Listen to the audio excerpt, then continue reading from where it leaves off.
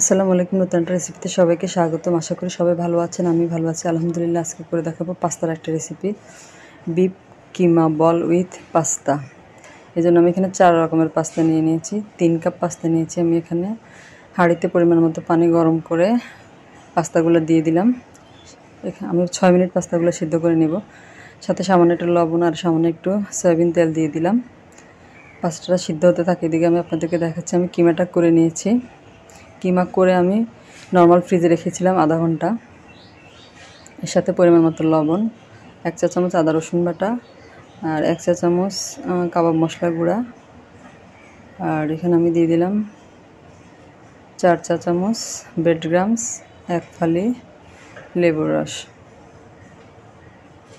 2 ফালি লেবুর রস দিয়ে আমি সব কিছু একসাথে ভালো মতো হাত দিয়ে মেখে নিব।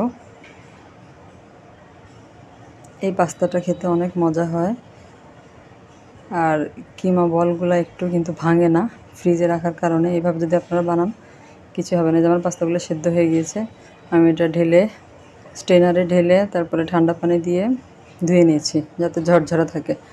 তারপরে এখানে আমি কিমা বলগুলো তৈরি করব। হাতে একটু তেল মেখে নিয়েছি। এই যে বলগুলো আমার সব তৈরি করা হয়ে গিয়েছে। চুলায় একটা প্যান বসিয়ে দিয়েছি। এখানে আমি বাটার দিয়ে দিলাম 2 টেবিল চামচ বাটার দিয়ে একটা ডিম আমি স্ক্রাম্বল করে নেব। এটা আমি পরবর্তীতে পাস্তার সাথে ব্যবহার করব। আমি এখানে কিছুই ব্যবহার করিনি ডিমের সাথে, এটা এমনিতে স্ক্রাম্বল করে নেব। আপনারা চাইলে একটু লবণ দিতে পারেন। এই পর্যন্ত যারা আমার ভিডিওতে একটা লাইক দিতে ভুলে গেছেন তারা একটা লাইক দিয়ে দিবেন। তারপরে প্যানে আমি প্রায় 2 টেবিল চামচের মতো সয়াবিন তেল আর 1 চা চামচ বাটার দিয়ে দিলাম। বাটার দিয়ে তৈরি করে রাখা বিফ কিমা বলগুলো দিয়ে দিলাম। দিয়ে মিডিয়াম আছে ঢাকনা দিয়ে নেড়ে চেড়ে আমি এটা ভেজে নেব যাতে কিমাটা ভালো মতো সেদ্ধ হয়ে যায়। আমি 5-6 মিনিট মিডিয়াম আছে ঢাকনা দিয়ে এরকম নেড়ে ছেড়ে, এই যে এরকমভাবে নেড়ে চেড়ে এটাকে রান্না করে নেব। উঠিয়ে নিয়েছি, আমার 6 মিনিট এটা রান্না হয়ে গিয়েছে। তারপরে একই প্যানে আমি আরও 2 চা চামচ বাটার দিয়ে দিলাম সামান্য একটু পেঁয়াজ কুচি, সামান্য 2টা পেঁয়াজ কুচি আর একটু একটা রসুন কুচি, একটাও না 3-4 কোষ রসুন কুচি দিলাম। আর দিয়ে দিলাম সাথে আমি এখানে 6 চা চামচের মতো টমেটো পেস্ট দিয়ে নেড়ে চেড়ে মিশিয়ে নেব। এরপরে আমি এখানে রাঁধুনি স্বাদ মিশালি যে মশলাটা আছে ওটা দিয়ে দিব। এখানে 2 চা চামচ দিয়ে ভালো মতো মিশিয়ে নিয়েছি। এবার আমি পাস্তাটা দিয়ে দিব। সামান্য উপকরণে এই রেসিপিটা খেতে অনেক ভালো লাগে। তারপরে আমি এখানে 1/2 কাপ পরিমাণ আগে থেকে জাল করে রাখা গরুর দুধ দিয়ে দিলাম।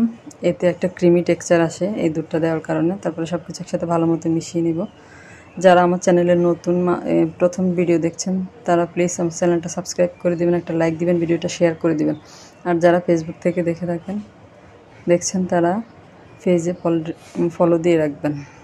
আর যারা অলরেডি সাবস্ক্রাইব করেছেন তাদেরকে অসংখ্য ধন্যবাদ। আর ভিডিওটা দেখে সুন্দর একটা কমেন্ট করবেন। ভিডিও না দেখে কেউ কমেন্ট করবেন না, আপনাদের কাছে অনুরোধ। তারপরে ডিম, এরপরে কিমা সব কিছু দিয়ে আমি একসাথে ভালো মতো মিশিয়ে নিয়েছি পাস্তার সাথে। এরপরে দিয়ে দিলাম ধনেপাতা কুচি, কাঁচামরিচ কুচি, আর শেষে দিয়ে দিলাম 1 চা চামচের মতো গোলমরিচ গুঁড়া দিয়ে সব কিছু একসাথে ভালো মতো মিশিয়ে নিয়েছি। এই যে আমার পাস্তাটা রান্না শেষ, আমি আপনাদেরকে সার্ভ করে দেখাচ্ছি।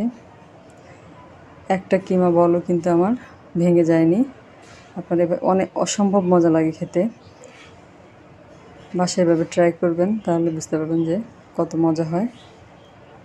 আজ এ পর্যন্তই, আল্লাহ হাফেজ।